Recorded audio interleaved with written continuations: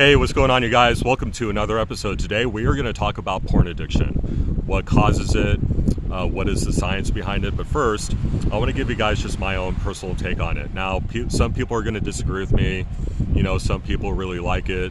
Some people, that's their entire career. They're a porn star, or there's couples that like to watch it together. Whatever floats your boat. But me personally, I do not think that it's a good or healthy thing in our society, and I'm going to explain why. And it's not necessarily because of the fact that men and women get naked and they have sex with each other, because those are both very natural things.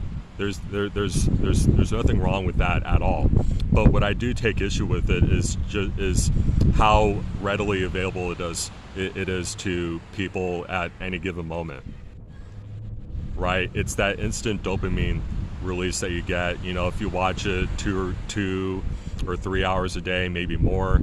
Now you've used up all of your dopamine. Now you start to get depressed and anxious out of nowhere, and there's no reason for you to be happy anymore. Right?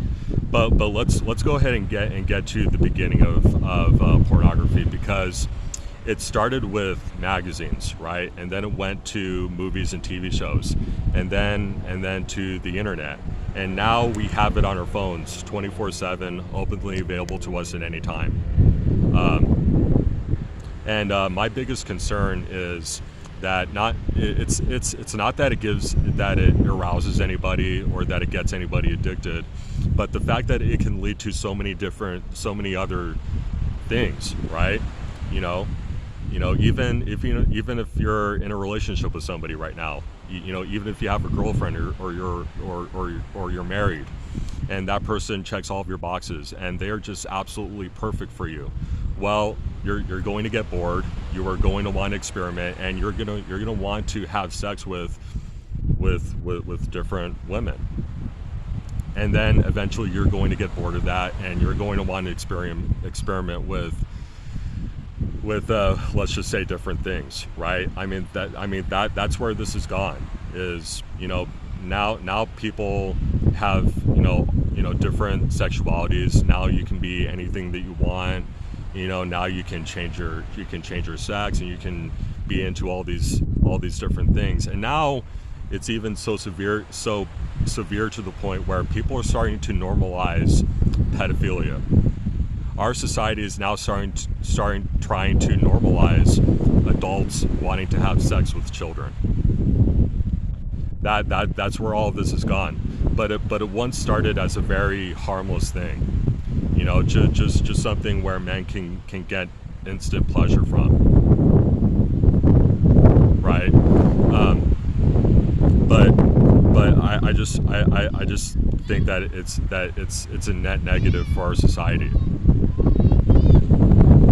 And if you're a man like me, if I would highly suggest that you try to, at the very least, try to watch less and less pornography throughout the week, and then eventually no pornography, and you'll be surprised how happy you feel, how much more at peace you are, and how much more motivated you are, and how much more purpose you have now. Trust me, it's well worth it.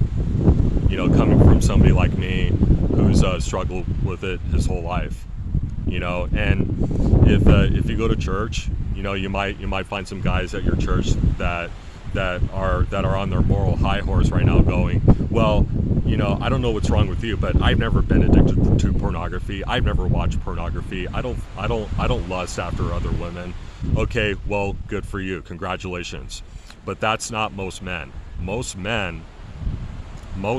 young, able-bodied men with libido for days, you're going to feel arousal or some kind of attraction to another woman. It doesn't necessarily mean that if you're in a relationship with a woman, or if you're married to a woman, that you're going to cheat on her, or that you have wandering eyes. It just means that you are being observant. You are just observing beauty. You're just being a normal human being at the end of the day, But it doesn't necessarily mean that you have to act on those urges, right? Because you're in a relationship or you're married, and you have to stay faithful to whomever you're committed to. So bottom line,